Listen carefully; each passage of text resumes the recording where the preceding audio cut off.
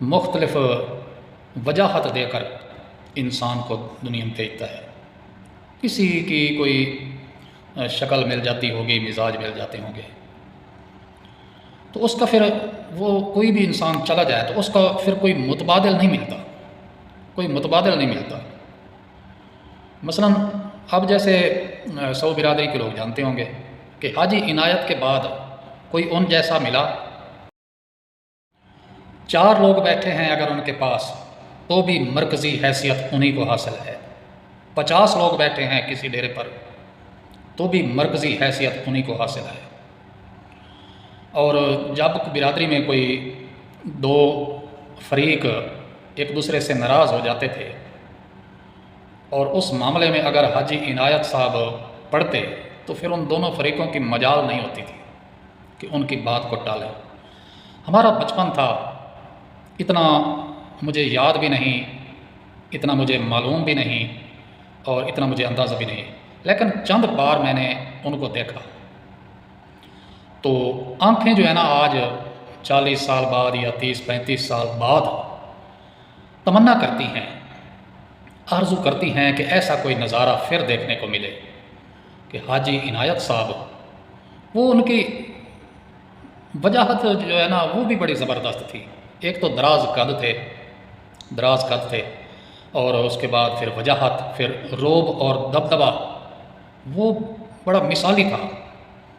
میں آج بھی سوچنے لگتا ہوں تو پھر سوچتا ہی چلا جاتا ہوں کہ موضوع صحیح ہو کہ بڑے بڑے چودھری حاجی ان کا ادب، ان کا احترام کرتے تھے، اور اگر وہ بول رہے ہوتے تھے نا تو یہ خاموش رہتے تھے۔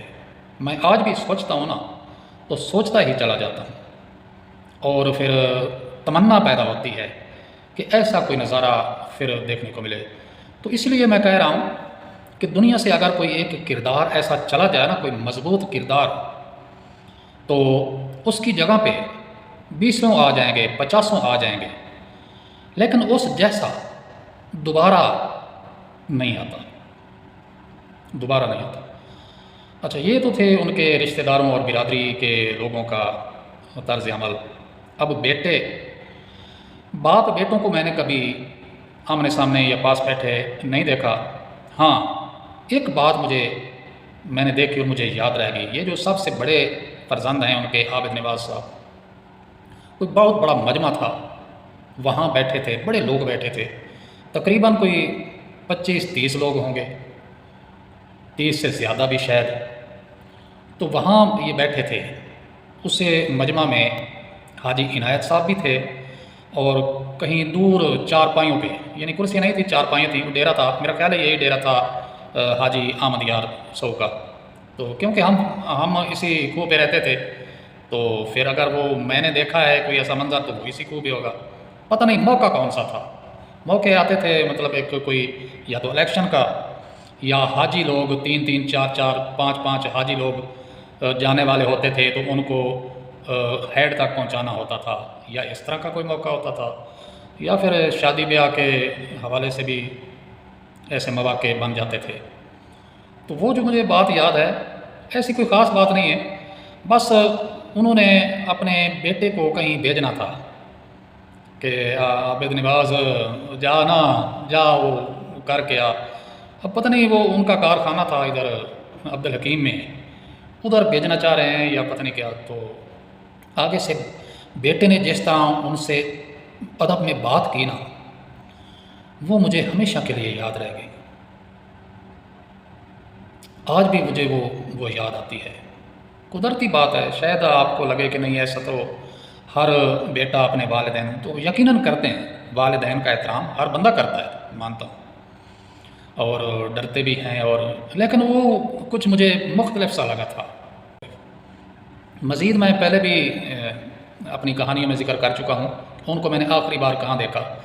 آخری بار میں نے ان کو دیکھا تھا ملتان چوک رشید آباد کے ایک ہاسپٹل میں، وہاں دیکھا تھا۔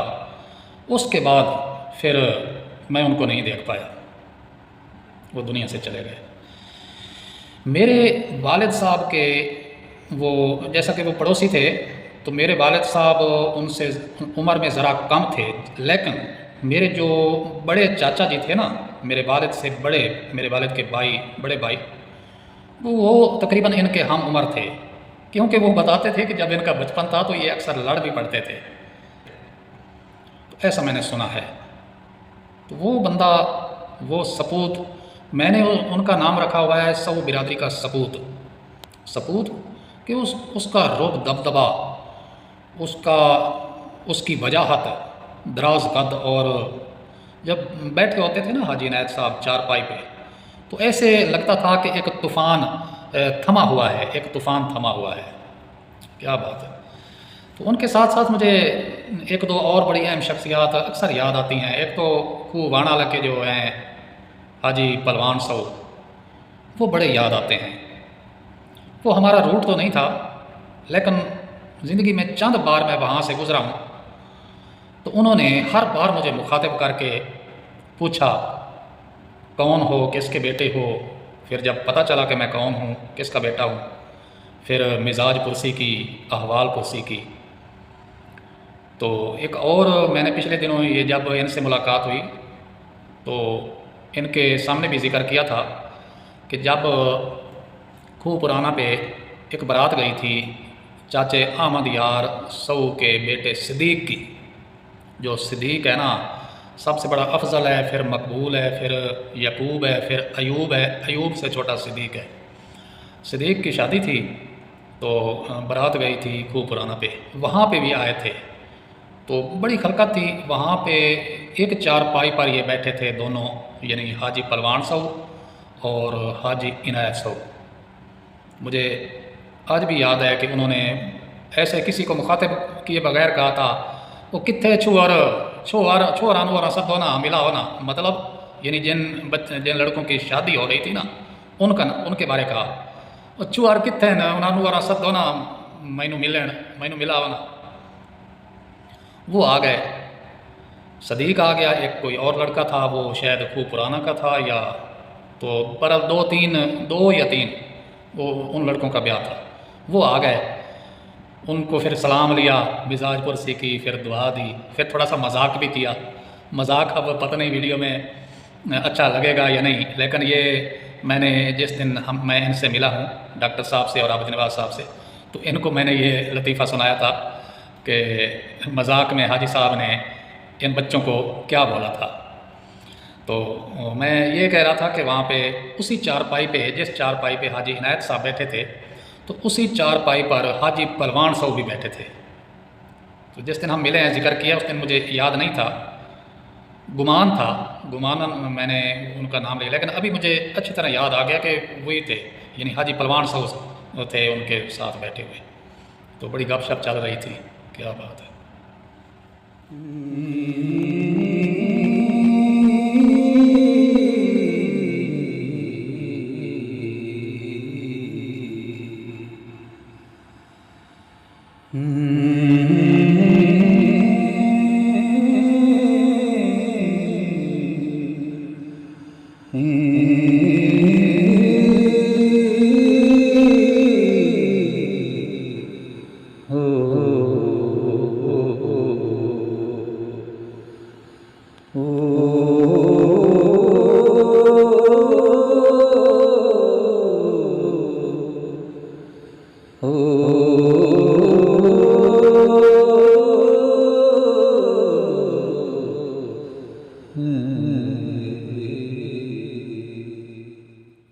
یہ شاید ہم یکم جون کے روز ہم ملے تھے، اس سے ایک دن پہلے ہماری ملاقات ہوئی تھی کھو پرانا پہ شادی کی تقریب میں۔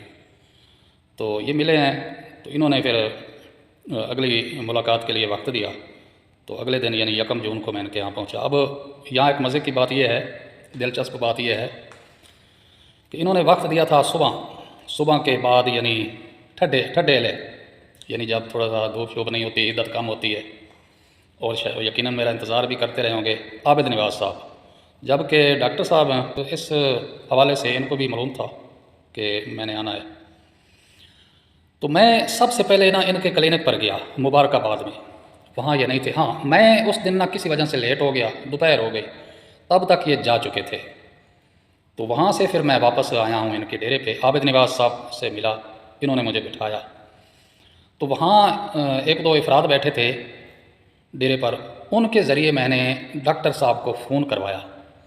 اب وہ افراد جانتے نہیں تھے کہ میں مہمان ہوں یا ان کے کلینک پر آیا ہوں بطور مریض، تو ان کو میرا تعارف بھی حاصل نہیں تھا ان لڑکوں کو۔ تو انہوں نے فون کر کے کہا کہ ایسے ایسے کوئی مریض ہے، پہلے کلینک پہ گیا تھا تو ابھی ادھر آیا ہے، تو یہ بات کریں۔ اب میں نے بات کی، کہا کہ ڈاکٹر صاحب میں آج لیٹ ہو گیا ہوں، تو پہلے میں کلینک پہ گیا تھا تو وہاں آپ چلے آئے تھے۔ انہوں نے فوراً بات کو پکڑا، ہاں تو چلے آنا ہی تھا اور میں وہاں بیٹھا رہتا۔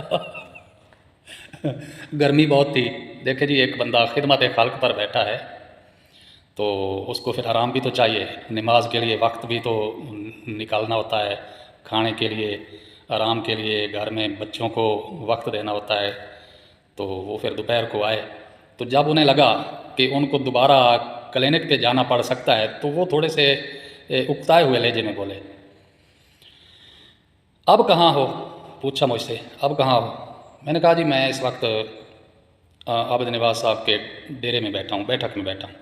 ہاں ٹھیک ہے میں آ رہا ہوں، میں آ رہا ہوں۔ اب پتہ نہیں ان کو رستے میں پتہ چلا کہ حقیقت میں کون ہے، کیونکہ اس وقت عابد نواز صاحب بھی باہر تھے، وہ بار بار جاتے، جگ لے جاتے، پانی لے آتے، کبھی کچھ۔ تو حالانکہ میں نے ان کو کہا بھائی میں آپ سے ملنے آیا ہوں، بس آپ وقت مجھے دیں، ایسے آنا جانا بند کریں۔ تو اس وقت وہ بھی باہر تھے، پتہ نہیں ڈاکٹر صاحب کو رستے میں پتہ چلا یا جب اندر داخل ہوئے مجھ پر نظر پڑی تو اس وقت پتہ چلا۔ بس پھر کیا تھا، اکتاہٹ بھی چلی گئی، نیند بھی چلی گئی، تھکاوٹ بھی چلی گئی۔ تو ہمیں دیکھ کر، بندہ ناچیز کے لیے یہ ایک اعزاز ہے کہ ہمیں دیکھ کر ان کی، جن دوستوں کی، جن مہربانوں کی تھکاوٹ چلی جاتی ہے، اکتاہٹ دور ہو جاتی ہے، کوسوں دور بھاگ جاتی ہے، تو ان کی یہ محبت ہے، ان کی اس محبت کو سلام ہے، اور یہ بندہ ناچیز کے لیے ایک بہت بڑا احساس ہے۔ بس پھر بیٹھ گئے۔ اب عابد نواز صاحب ہیں، ان کو بھی یہ چیز اچھی نہ لگی کہ میں لیٹ کیا ہوا ہوں، جب ان کے آرام کا ٹائم تھا اس وقت میں آیا ہوں، پہلے جو ٹائم مجھے دیا گیا تھا اس وقت میں کیوں نہیں آیا۔ بس پھر انہوں نے مجھے یہ سزا یہ دی کہ دبا کے کھلایا، دبا کے پلایا۔ آ رہے ہیں، جا رہے ہیں، اور کہا کہ اب یا تو آپ وعدے کی پابندی کرتے، وقت کی پابندی کرتے، نہیں کیا تو اب آپ کی سزا یہ ہے کہ شام تک ادھر بیٹھو، کھاتے پیتے رہو۔ میں آپ مطلب وہ کئی نویں لفظ یعنی یہ لفظ سانو پتہ کوئی نہیں۔ یہ ایک ادبی محفل ہے، ادبیات پہ باتیں ہو رہی ہیں۔ ہوں ایک منٹ تو ساری گل پیٹ ہو نا، انہوں کا مسودہ بھی لے کے پڑھو، وہ بھی بہترین، انہوں کی لکھائی بڑی بہترین ہے۔ ہاں جی، تھی نہیں پڑھے میرے خیال ہے، میں انہوں کی پڑھیاں نے۔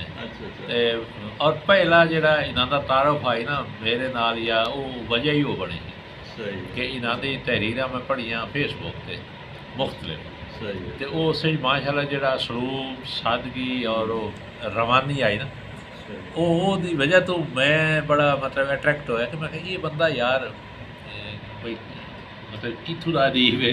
پہلے تو تجسس ہوتا ہے نا، پھر پتہ چلیا بھائی ہے تو اسی علاقے کا بندہ، میرا تعارف کوئی نہیں۔ ہاں جی، پھر انہوں نال بعد ہی تعارف ہویا، وجہ وہ آئی۔ ہاں، اور ماشاء اللہ بڑی اچھی لکھائی ہے، ذوق بھی رکھتے ہیں، اور کوئی ایسے برائے نام نہیں بلکہ اچھا خاصا۔ یہی وجہ ہے کہ آج میں ان کے درمیان بیٹھا ہوں، ورنہ میں شاید نہ بیٹھا ہوتا۔ تو یہ جو بیٹھا ہوں تو اس کی سب سے بڑی وجہ یہ ہے کہ یہ ذوق رکھتے ہیں، ڈاکٹر حق نواز صاحب بھی اور عابد نواز صاحب بھی۔ کچھ لوگ یہ صرف پڑھتے ہیں ادب نو ذریعہ اپنی کمائی کا، میں مڑ سی دو کے باوا کوئی نہیں، ٹھیک ہے، اس مولے بیٹھے ہیں، ٹھیک ہے جی، ماشاء اللہ۔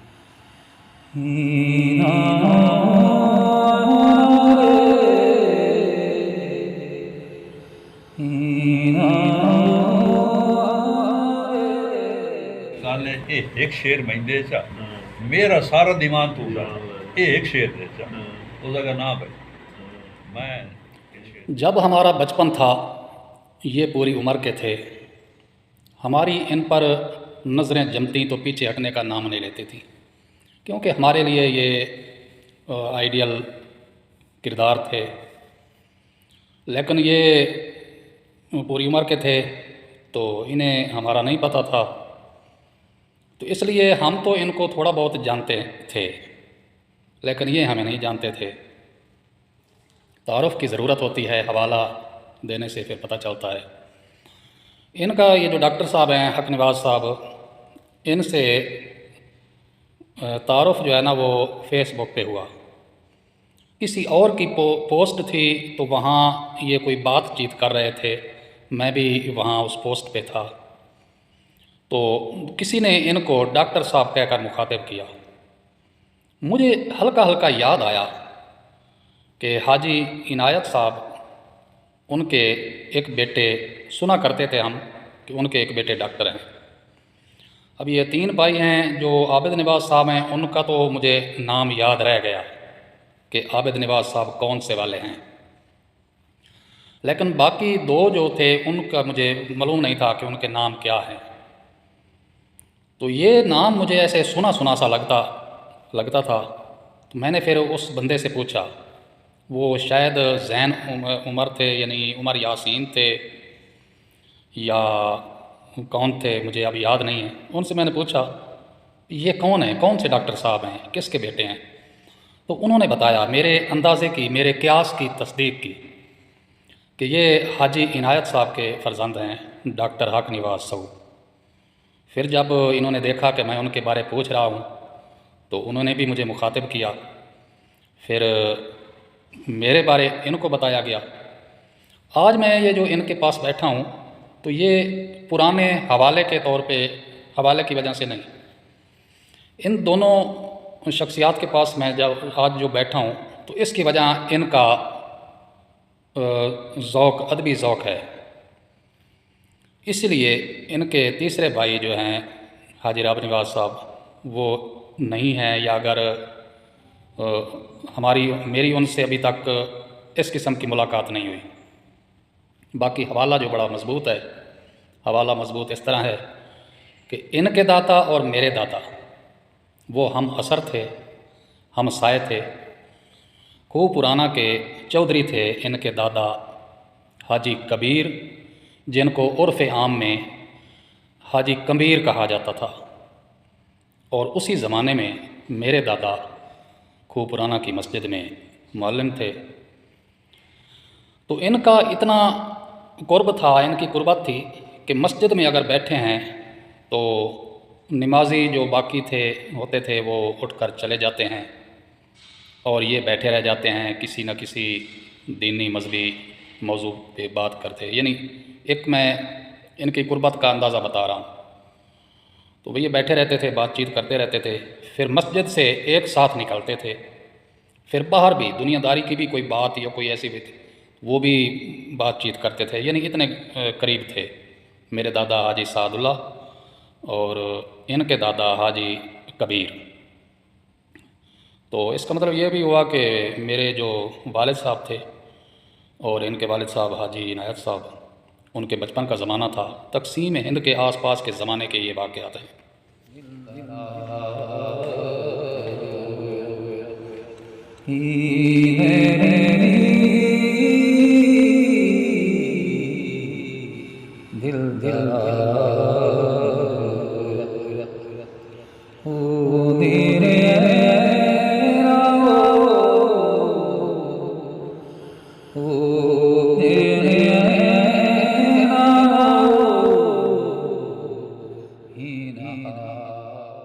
وہ پہلا نمبر تے آ رہی ہے، یہ دیوتا پہلے نمبر تے آ رہی ہے۔ دنیا دی طویل ترین کہانی وہ دیوتا ہے۔ ہوں وہ امریکی مصنف ہے، وہ ریکارڈ ٹوٹ رہا ہے، وہ پہلے نمبر تے نا، ہوں یہ اس تو اگے جا رہا ہے۔ وہ مڑ یعنی لوگ کتوں تک خیال رکھتے ہیں، میں حیران ہاں۔ انہیں بہرحال پتہ نہیں اپنی لابی استعمال کی یا جویں ہی استعمال کیا انہیں ہاں تے انہیں مطلب ایک کہانی مختصر کروا دیتی اچھا آپ مکا ہوئے وہ اگاں تو قسطیں چل رہی ہیں نا جی یہ دو قسطیں مکاؤ اینڈ کرو اینڈ کرو نہیں تو واقعی مطلب جس طریقے وہ لکھدا ہے نا ہاں واقعی وہ ترے نسلوں تو لکھی نا کہانی ترے نسلوں کی کہانی ہے وہ اگر چوتھی نسل سے لے جاوے وہ پتہ نہیں اور کتنی لمبی ہو جاوے تو وہ اس طریقے انہوں مطلب رکوایا گیا ہوں یہ سمجھو دوسرے نمبر سے کہہ سکتے ہیں دنیا کے دوسرے نمبر کی کہانی ہے اور باقی وہ دلچسپی یہ پیدا کی ہوئی کہ ہر بندے نے انتظار ہوتا ہے اگلی قسط کا کہ اگلے مہینے آنا ہے تو لبنا ہے سسپینس ڈائجسٹ وکدا ہی اسے نہ تیرے یہ ادبیات پہ بات ہو رہی ہے. دنیا کا طویل ترین سلسلہ افسانوی سلسلہ کون سا ہے؟ میں نے تو جاپانی مصنف کی کوئی تصنیف پڑھی. میں تو اس طرح پڑھا تھا کہ یہ ریکارڈ جاپانی مصنف کے پاس ہے، لیکن یہ بتا رہے ہیں عابد نواز صاحب بتا رہے ہیں کہ وہ کوئی امریکی مصنف تھا، تو اس کا ریکارڈ ٹوٹنے لگا تھا نواب محی الدین کی جو کہانی ہے دیوتا، اور یہ بتا رہے ہیں کہ 6000 صفحات تھے. لیکن مجھے نہیں لگتا کہ 6000، کیونکہ یہ جو ابلیکا ہے حسن ورائی نے لکھی ہے اس کے بھی تقریباً اتنی 6000 صفحات ہوں گے. جو میں نے لکھا تھا ایک سلسلہ، اس کا نام میں نے رکھا تھا اے میرے ماضی. 6000 صفحات سے زیادہ تھے وہ جو میں نے لکھا. 3.5 سال لگے 3.5 سال لگے تھے مجھے 6000 صفحات لکھنے میں. تو مجھے یہ خیال آتا تھا کہ جس طرح نواب محی الدین اپنی یہ طویل ترین کہانی دیوتا لکھ رہے ہیں تو میں بھی اس کو جاری رکھتا ہوں. وہ زمانہ تھا سلطان محمد شہاب الدین غوری کے دور سے میں نے شروع کی، تو اس کے بعد پھر سلطان التمش، پھر اس کے بعد تاتاریوں کی الغار جو یہ ہوئے ہیں، منگولوں کی آمد، تو یہ سارے واقعات لکھتا. پھر اس کے بعد ہلاکو خان بغداد کی کہانی، اور پھر امیر تیمور کے بعد پھر بابر، مغلیہ سلسلہ، ترکوں میں کیا چل رہا تھا، ایران میں کیا صفوی حکومت. تو یہ سارا اگر میں کرتا نا تو مجھے یہ لگتا تھا کہ میں اس کو طویل کروں گا، یعنی دیوتا سے بھی یہ کہانی آگے چلی جائے گی. لیکن اصل بات یہ ہے کہ ایک تو میں کوئی مستند رائٹر نہیں تھا، ایک بات. دوسرا یہ ہے کہ میں نے کسی سے اصلاح نہیں لی ہوئی تھی. جو شاعر ہوتے ہیں یا لکھاری ہوتے ہیں وہ اپنے استادوں سے اصلاح لیتے ہیں، تو ان کی طرف سے بندہ پاس ہو پھر سند ہوتی ہے، یعنی مستند رائٹر ہوتے ہیں. اچھا، اس کے علاوہ پھر میرا کتابی شکل میں کوئی مضمون نہیں تھا، تو یہ ایک کچے کاغذ پہ میں نے لکھے ہوئے تھے 6000 صفحے. البتہ میں نے اپنے امتحان کے لیے یہ ایک کام کیا تھا، تو اس امتحان میں تقریباً میرے 100 نمبر آئے تھے، 100/100. یعنی وہ کیسے کہ ایک میں نے ایک تراشا، یعنی ان 6000 صفحات میں سے ایک چھوٹی سی کہانی الگ کر کے میں نے فیس بک پہ ڈالی تھی. ایک ہوتا ہے فلاپ، ایک ہوتا ہے ہٹ، ایک ہوتا ہے سپر ہٹ. تو وہ سپر ہٹ ہوئی تھی، جس سے یہ پتہ چلتا تھا کہ میرے 6000 صفحات کا جو سلسلہ ہے نا وہ زبردست ہے. لیکن 15-16 سال تک جو ہے نا میں اس کو کوئی کنارہ نہیں ملا. تو پھر میں نے وہ کیا وہ تو میں اب بتانے سے بھی قاصر ہوں، کیونکہ میں ایک بار بتا چکا ہوں اپنے دوستوں کو، تو ان کا جو رد عمل آیا تھا اس کے بعد اب میری ہمت ہی نہیں ہے کہ میں بتاؤں کہ میں نے اس کا پھر کیا کیا. اور ویسے بھی اب عمر کے اس حصے میں پہنچ گیا ہوں کہ اب سارا فوکس جو ہے نا وہ آگے چلا گیا ہے. مستقبل کو چیرتا ہوا، مستقبل کے دیواروں کو، فضاؤں کو، منظروں کو چیرتا ہوا فوکس اب آگے چلا گیا ہے. تو میں نے کہا بھئی ایسا ہو کہ میں کسی بات سے میری پکڑ ہو جائے. تو دنیا داری تھی، اس کی ایک حد تھی، تو اب میں دنیا داری کی حد سے تھوڑا سا آگے جا چکا ہوں، تو مجھے پھر اب اس میں دلچسپی نہیں رہی تھی. لیکن مجھے دکھ بڑا ہے کہ میری اتنی شاہکار تخلیق وہ میرے ہی ہاتھوں دانستاً ضائع ہو گئی.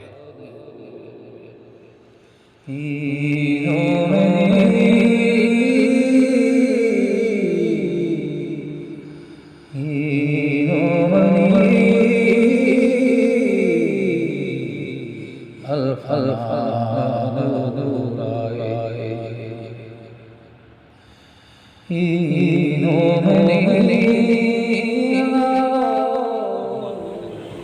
اس طرح تشریف لایا پہلے تو میری دی نشائی بھی آنا ہے پھر چلو نہیں آیا تو میں کیا ہوں مشکلیں بھی آن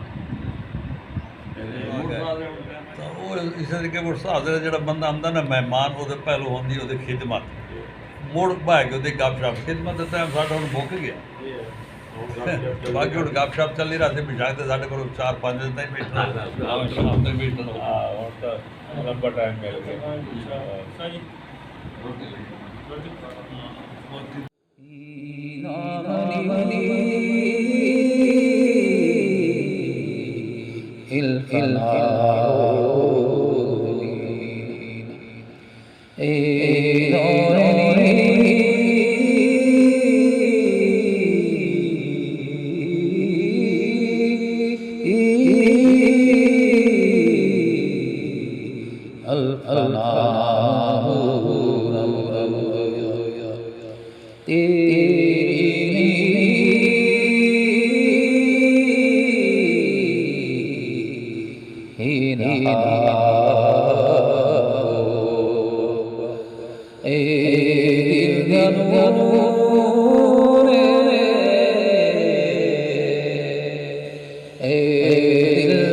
جانو